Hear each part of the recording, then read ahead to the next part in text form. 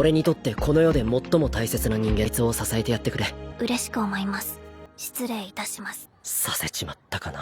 前にそんなことを言ってて、いいカップくらいだって。Di Pravilla. Gili?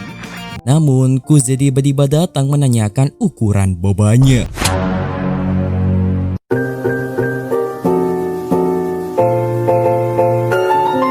Yo ya pada kabar ya. Teng beriki admin bateng alur cerita anime Tokidoki Bosoto episode 7 sampai 8. Cus, langsung saja mari kita langsung ke alur ceritanya. Tapi sebelum itu mari kita katakan password kesayangan kita bersama-sama. 1, 2, 3. Kepesing. Kisah 7. Lalu ketika Kuze berjalan di lorong, ia dikagetkan oleh Ayano yang memanggilnya tuan. Di mana Ayano ingin meminta waktunya sebentar. Di situ Ayano ingin menanyakan tentang Kuze yang mencalonkan diri bersama Alia, dan Kuze membenarkan hal itu. Tapi Ayano mengungkapkan kalau kepala keluarganya pasti sangat kesal. Makanya Ayano heran kepada Kuze, kenapa ia masih menghalangi keluarga Yuki meskipun sudah keluar.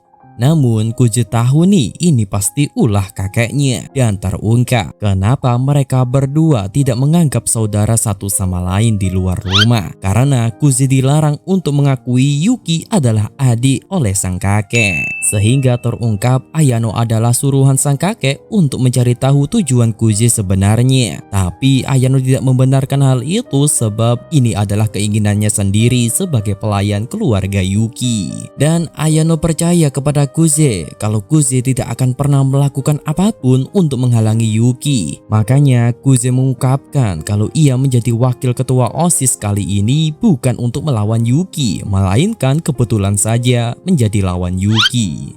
Dan Kuze sudah bertekad untuk menyerahkan seluruh kemampuannya untuk membantu Alia menjadi ketua OSIS meskipun akan menyakiti Yuki. Kemudian Kuze menyuruh Ayano untuk bilang kepada sang kakek kalau jangan menyalahkan Yuki perihal urusan ini. Dan jika ada keluhan maka langsung katakanlah kepadanya, kata Kuze. かしこまりました。貴様に向けるお気持ちには俺にとってこの世で最も大切な人間を支えてやってくれ。嬉しく思います。失礼いたします。させちまったかな。 Kemudian kita melompat di kelas, di mana si Asep menunjukkan majalah idolanya yang agak susi. Tapi Kuze tidak tertarik kepada hal itu. Namun si Asep menyuruhnya untuk memilih saja salah satu dari model itu. Makanya Kuze memilih yang sebelah kanan.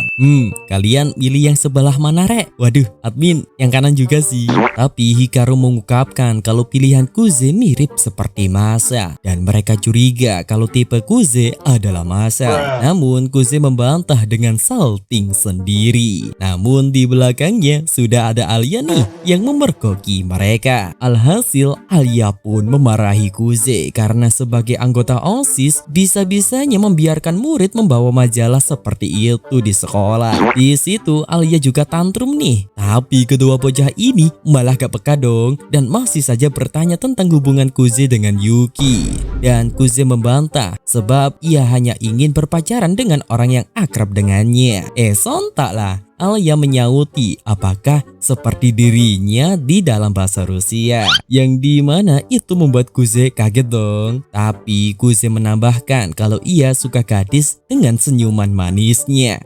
Sontaklah Alia termurung, ditambah lagi sikap-sikapnya yang terlalu dingin tidak seperti tipe mereka bertiga. Akan tetapi si Asep pegendul ini malah mengungkapkan dong kalau gadis cantik seperti Putri Alia tidak akan peduli dengan hal itu. Sontaklah Alia marah besar karena disebut seperti itu dan langsung merampas majalah mereka.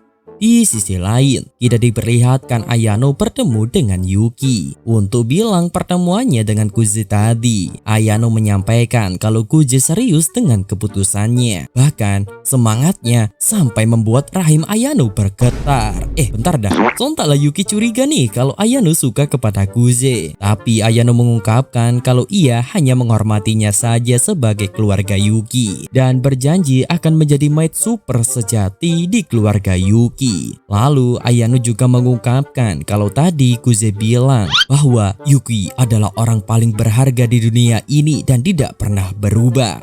Sontaklah gara-gara hal itu Yuki pun hampir saja salting brutal. Tapi untungnya ia bisa menahannya sekuat hati. Lalu mereka membahas soal Alia yang tidak mungkin menjadi ketua OSIS sebab dia masih kalah terkenal ketimbang Yuki. Ditambah lagi Yuki sudah dikenal sejak SMP dulu sebagai ketua OSIS. Makanya Yuki pun menunggu apa yang dilakukan oleh Kuze untuk membalikan situasi ini.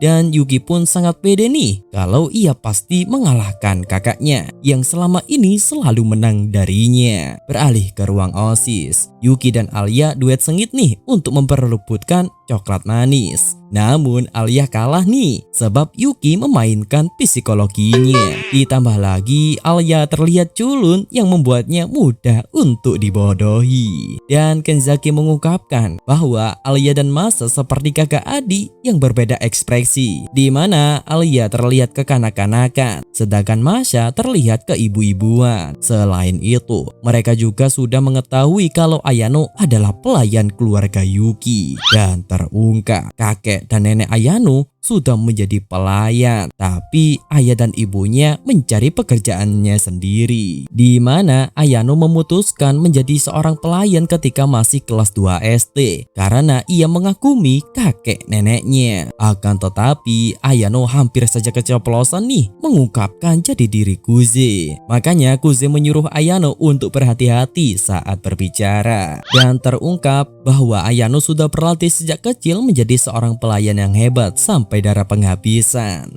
Kemudian Masha menghampiri mereka karena ia diusir oleh Alia sebab terlalu cerewet. Tapi meskipun begitu, Masha menyadari kalau Alia menikmati permainannya.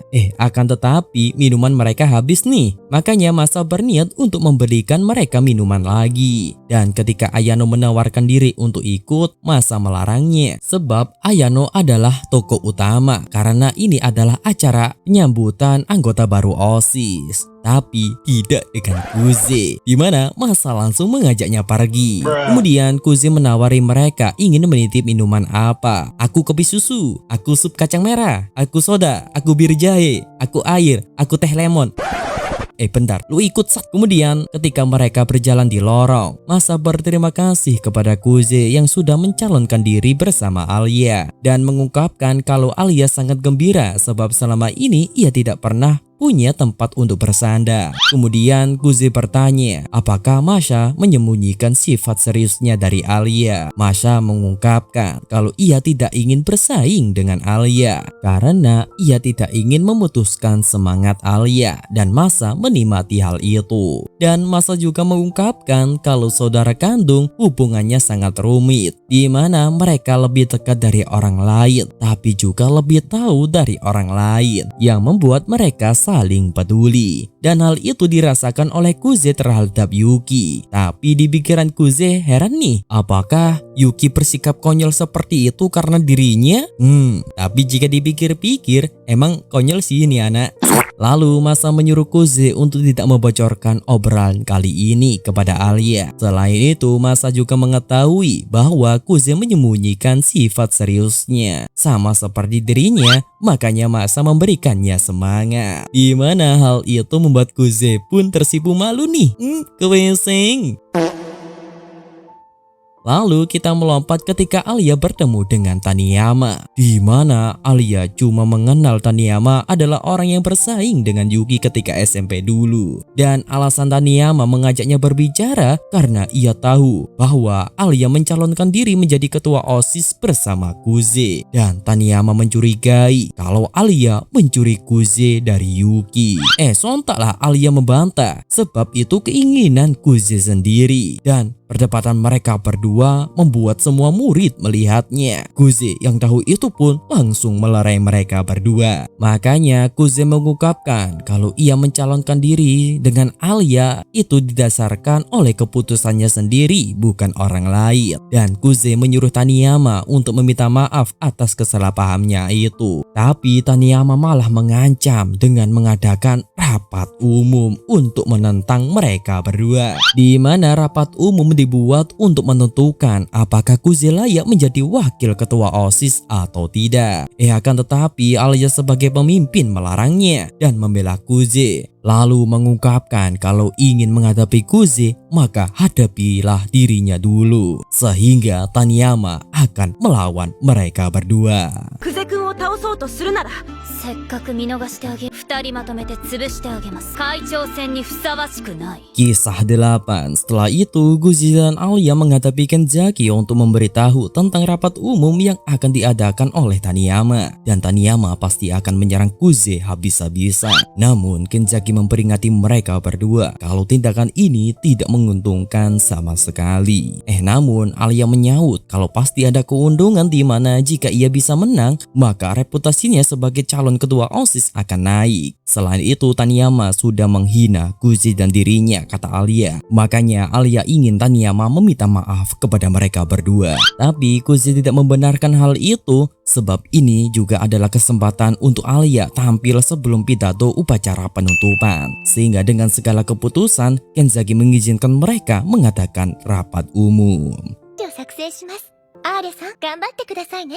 あ、 Kemudian kita melompat ketika mereka berdua memprediksi tentang materi apa yang akan mereka bawakan untuk membantah Taniyama. Lalu Alia kepo nih, apa hubungan Kuze dengan Taniyama? Karena Taniyama berani bertindak sejauh ini. Namun Kuze bilang kalau hubungan mereka baik-baik saja dan saling menghormati sejak SMP. Tapi Kuze menambahkan, mungkin ini gara-gara dia berpaling dari Yuki yang sudah memiliki dukungan tertinggi. Wajar saja Taniyama berpikir Kuze sedang bermain-main. Sontal Alia merasa terharu karena kebaikan Kuze. Makanya keesokan harinya ia akan berusaha sebaik mungkin. Lalu kita melompat ke keesokan harinya ketika Kuze bertemu dengan salah satu teman SMP-nya yang bernama Nonoa. Di mana Nonoa ini menjadi anggota satu tim Taniyama. Dan Kuze mengungkapkan meskipun kepribadian mereka berdua berbeda, tapi mereka tetap akrab. Dan Nonoa tidak bisa dianggap remeh sebab dia mempunyai koneksi yang banyak, bahkan terbaik di sekolahan.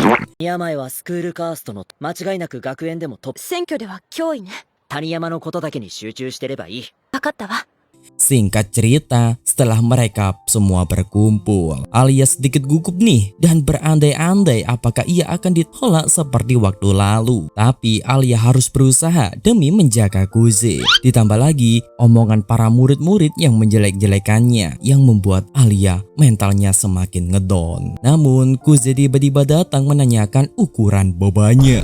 Entahlah, Alia kaget dong. Tapi Kuze melakukan hal itu supaya Alia tidak gugup. Dan Kuze menyatakan kalau musuh terbesar Alia adalah Alia versi ideal dan sempurnanya. Makanya saat itu tiba, Alia harus menunjukkan versi dirinya yang paling keren. Dan Kuze berjanji jika terjadi sesuatu, ia akan mengurus semuanya. Lalu rapat umum pun dimulai. Pertama-tama Taniyama mulai berpidato melawan Alia dan juga Kuze, di mana yang intinya kalau murid yang bisa masuk OSIS itu adalah murid pilihan sesuai kriteria yang sudah ditentukan, di mana anggota OSIS tidak boleh dari kalangan rendah dan tidak berprestasi. Makanya Taniyama ingin di aturan selanjutnya anggota OSIS harus memiliki kriteria yang cukup tinggi dan juga diakui oleh para guru-guru atas kepintarannya. Kemudian waktunya Alia untuk memaparkan argumennya, di mana Alia membantah argumentasi tersebut yang dimana itu malah membuat performa mereka menurun, di mana semua orang boleh menjadi ketua OSIS ataupun wakil ketua OSIS. Yang terpenting adalah setelah mereka menjadi seorang pemimpin, mereka bisa membuat sekolahan ini damai sejahtera. Sehingga Kuze yang mendengar itu pun merasa kagum nih atas argumen Alia. Namun Taniyama membantah dengan memberikan data kalau di tahun lalu anggota OSIS kebanyakan dari golongan rendah yang menurunkan standar OSIS. Akan tetapi Alia berhasil lagi membantah sebab kesalahan Taniyama adalah menilai Kuze saja, tidak menilai Alia yang dimana Alia adalah murid yang lumayan pintar. Akan tetapi ketika mengajukan pertanyaan kedua, Nonoa seperti melakukan sesuatu yang membuat Alia ketika akan menjawab pertanyaan Taniyama, ia mendengar ocehan dari para murid yang menjelek-jelekannya, yang membuat Alia langsung gugup. sampai ia lupa tentang pertanyaan Taniyama. Maka dari itu Kuze pun langsung mengambil alih panggung dan menyuruh Alia untuk beristirahat. Dan kali ini Kuze ingin secepatnya menyelesaikan rapat ini dan menanyakan kepada mereka semua apakah diskusi ini masih diperlukan. Sebab seperti yang sudah mereka lihat, Ketua Kenzaki dulunya seorang pria culun tidak berprestasi. Namun dengan semua berkat usahanya, Kenzaki menjadi murid pintar dan maskulin yang membuatnya dipilih menjadi ketua OSIS. Di mana gara-gara Kenzaki, banyak murid yang dulunya seorang pria culun menjadi seorang yang berwibawa. Dan Kenzaki agak tersinggung nih, tapi dia melemparkan jawaban kepada pihak kedua apakah mereka setuju akan argumentasi tersebut.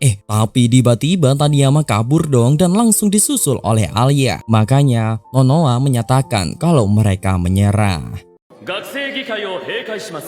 Lalu kita diperlihatkan ketika waktu SMP dulu, ketika Taniyama melihat keakuran dan keakraban Yuki dan juga Kuze yang membuatnya memutuskan untuk mundur dari jabatan ketua OSIS. Akan tetapi ketika ia melihat Kuze akrab dengan orang lain, membuat dirinya kecewa sebab Kuze sekarang berpaling dari Yuki yang membuatnya marah dan juga merasa dikhianati. Di sisi lain, Alia berhasil mengejar Taniyama, tapi Nonoa langsung menyuruh Alia untuk kembali sebab ia akan menenangkan Taniyama terlebih dahulu. Tapi sebelum pergi, Alia mengungkapkan kalau ia juga tidak tahu kenapa Kuze memilihnya, sehingga membuat Alia harus memenuhi harapan Kuze. Makanya Nonoa dan Taniyama mengakui Alia sangat kuat nih dan memutuskan untuk segera meminta maaf kepada mereka berdua. Di sisi lain, di ruang cahaya, Yuki melihat debat itu tadi nih yang membuatnya heran kepada Taniyama sebab berani-beraninya menentang kedua pasangan itu. Akan tetapi Ayano menyuruh Yuki untuk tidak makan dan minum di ruang cahaya nih.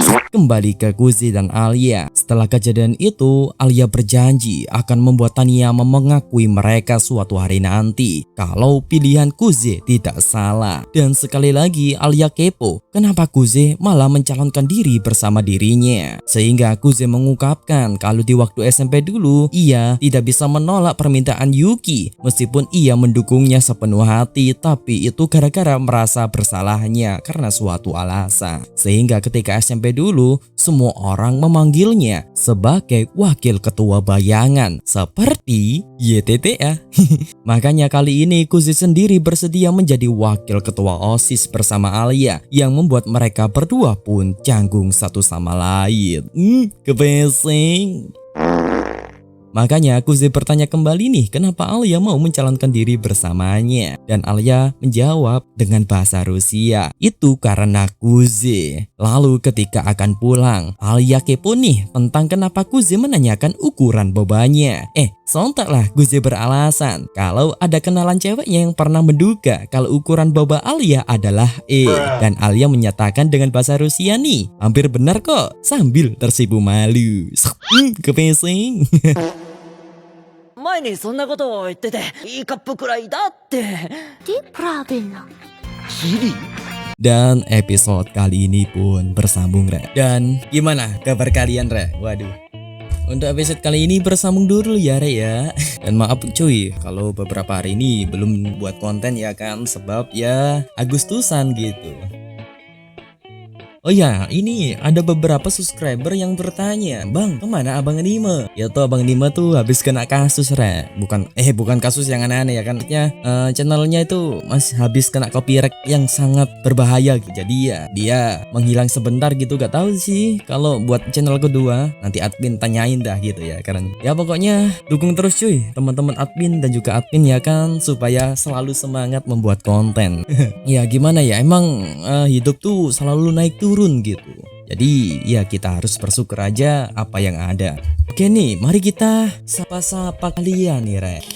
Oke nih, dari salah satu subscriber kita yang bernama Lamzit Channel. Halo Bang, mau request boleh? Kalau boleh mau request anime Horimiya dong. Kalau abang yang bawa lo pasti seru. Hehehe. Nih sudah banyak yang minta sih dulu, tapi ya dan mungkin next time kalian gimana ya? gimana ya, admin tuh masih bingung gitu. YouTube admin kan lagi ngedonnya gitu, maksudnya algoritmanya lagi jelek. Nah next time tuh kalian setuju yang mana nih Re? Satu season atau anime yang ongoing? Tapi kalau satu season tuh nunggu animenya tamat dulu gitu. Gimana? Kalian komen di bawah dah. Oke deh, mari kita lanjut yang ada pertanyaannya dulu ya kan. Ini nih bagus nih, udah lama ya kan, dari Fadli Yakdan. Bang, kapan collab sama Abang Nero? Aduh, Abang Nero, sekarang aku admin belum masih ngubungin sih, tapi ya katanya bisa gitu. Dan tinggal admin buat skripnya aja itu, ntar admin kirim ke dianya. Ya, admin akan konfirmasi kepada Bang Nero dulu ya kan, Nero ya kan. Oke, lanjut dari What a Sigma DAZ. Mimin, belum punya cewek kah? Admin nggak jago rek soal cewek rek. Jadi ya tahu sendiri lah. Admin tuh sangat menyedihkan lah pokoknya. Oke lanjut nah. Oke nih dari Sofia Alfiana. Bang, nama YouTube yang abang tonton namanya siapa? Yang sub Indo, maksudnya yang anime gitu. Apa nih maksudnya? Admin juga bingung nih. Kalau panutan kan udah admin disebutin di episode dulu ya kan. Tapi kalau yang sub Indo mungkin ini anime gitu. Kalau anime tuh admin saranin 3 mungkin, Muse, One Asia, sama satu apa lupa gitu. Itu di YouTube ada gitu, kalian bisa cek, itu resmi kok, aman. Pokoknya jangan kalian yang gak resmi ya kan. Oke nih dari Muhammad Nahar. Bang, anime Yozakura ada berapa episode? Kalau admin baca sih itu ada 27 episode gitu, dan sekarang masih berapa ya, 18, 19, 20 mungkin kayak segitu. Dan ini kan hari Jumat mungkin ya kan uploadnya. Dan itu kayak next episode admin akan rangkum lebih banyak sedikit cuy. Kayak kan gara-gara kemarin tuh Agustusan, jadi admin nggak bisa buat videonya gitu, ketabrak sama kegiatan di luar gitu ya kan. Admin akan usahakan untuk gimana ya, pokoknya setiap minggu tuh harus ada gitu anime Yozakura Family. Ya pokoknya itu cuy. Dan itu aja sih, Min pamit pergi dulu ya Rek ya, untuk ngedit ya kan biar cepet. Oke, sampai jumpa di episode berikutnya. Bye bye Rek. Oh iya jangan lupa kepesing. Dadah.